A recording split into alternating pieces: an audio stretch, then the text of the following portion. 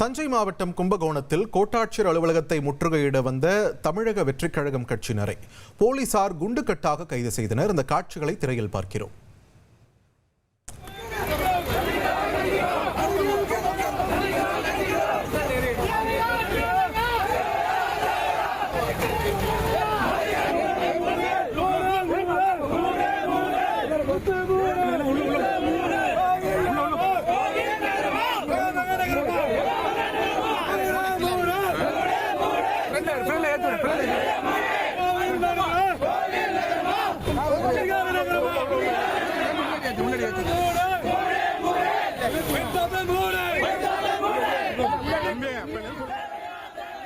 தொடர்ந்து கூடுதல் விவரங்களை வழங்க இணைகிறார் எமது செய்தியாளர் விக்னேஷ்.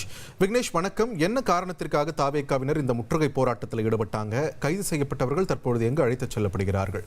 கள நிலவரம் என்ன? வணக்கம் சார்.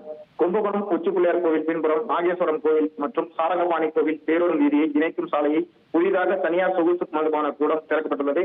கோவில்கள் நிறைந்த அப்பகுதியில் திறக்கப்பட்டுள்ள தனியார் மதுபான கூடத்தை உடனடியாக மூடக்கோரி தமிழக வெற்றிக் கழகம் சார்பில் 50க்கும் மேற்பட்ட பெண்கள் உட்பட சுமார் 500க்கும் மேற்பட்டோர் கும்பகோணம் கோட்டாட்சியர் அலுவலகத்தை முற்றுகையிடுவதற்காக ஊர்வலமாக வந்தனர்.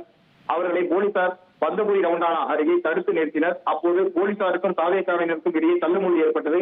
இதையடுத்து தரையில் அமர்ந்து மறியல் போராட்டத்தில் ஈடுபட முயன்ற தாவேகாவினர் போலீசார் குண்டுக்கட்டாக கைது செய்து தனியார் மண்டபத்தில் அடைத்தனர். இதனால் அப்பகுதி சிறிது நேரம் பரபரப்பான சூழல் நிலவியது.